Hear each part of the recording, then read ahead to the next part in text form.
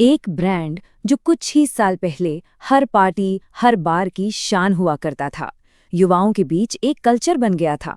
और फिर अचानक वो बाजारों से, दुकानों से जैसे गायब ही हो गया।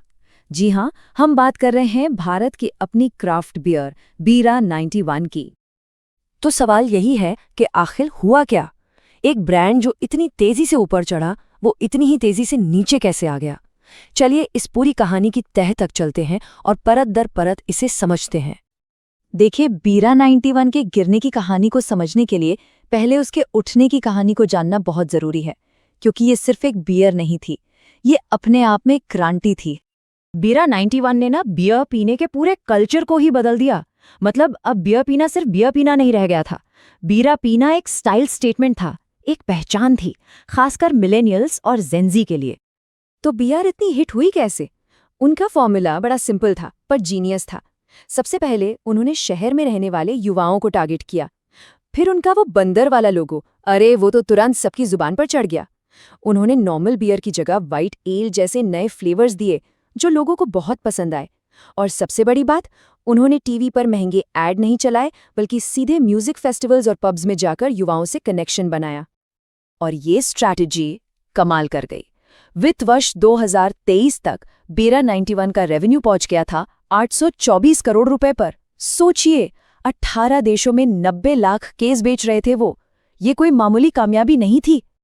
कहते हैं ना, टाइमिंग सब कुछ होती है, और बीरा की टाइमिंग एकदम परफेक्ट थी।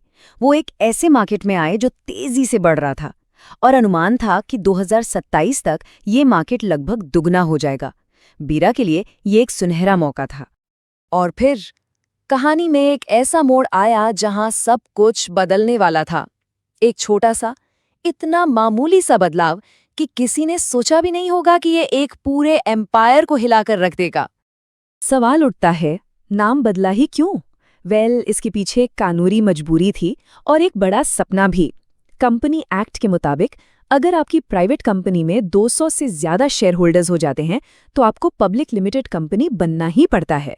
बीरा के साथ भी यही हुआ, और ये उनके आईपीओ लाने के प्लान का एक जरूरी कदम था। अब देखिए बदलाव कितना छोटा था। B9 बेवरेजेस प्राइवेट लिमिटेड से बन गया B9 बेवरेजेस लिमिटेड। सिर्फ एक शब्द हटाया गया, प्राइवेट। इतना सा चेंज।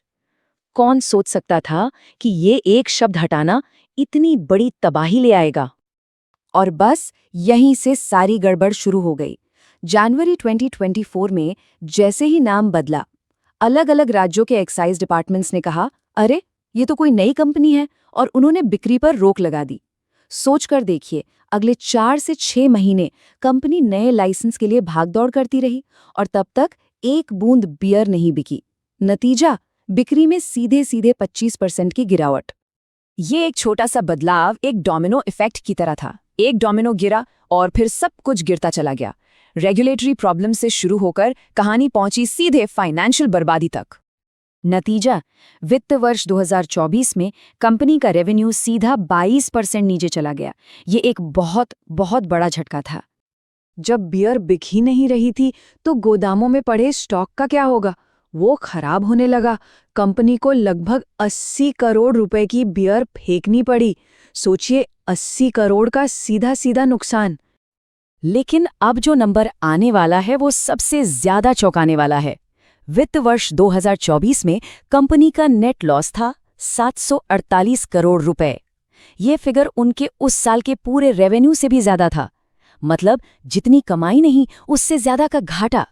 संकट से पहले और बाद के आंकड़े पूरी कहानी साफ कर देते हैं। रेवेन्यू 824 करोड़ से गिरकर 638 करोड़ पर आ गया। बिक्री 90 लाख केस से लुढ़ककर 65 लाख केस पर पहुंच गई, और घाटा, वो तो सारे रिकॉर्ड तोड़ गया। हालात इतने खराब हो गए कि कंपनी के अपने ऑडिटर्स ने अपनी रिपोर्ट में साफ साफ लिख दिया कि समूह की नेटवर्थ पूरी तरह से खत्म हो चुकी है। ये एक ऑफिशियल वार्निंग थी कि कंपनी डूबने की कगार पर है। पैसों की कमी का असर सिर्फ मार्केट में नहीं, अब कंपनी के अंदर भी दिखने लगा था। ये फाइनेंशियल क्राइसिस अब एक अंदरूनी बगावत में बदलने वाला था। और इस सबका सबसे बुरा असर पड़ा एम्प्लॉयज पर। 250 से ज्यादा लोगों ने मिलकर फाउंडर को हटाने के लिए पिटीशन फाइल कर दी। इल्जाम लगे कि मैनेजमेंट ठीक नहीं है, पैसों का हिसाब किताब पारदर्शी नहीं है, लोगों को 6-6 महीने तक सैलरी नहीं मिली, प्रोडक्शन पूरी तरह ठप पड़ गया और लगभग आधी कंपनी को नौकरी से निकाल दिया गया।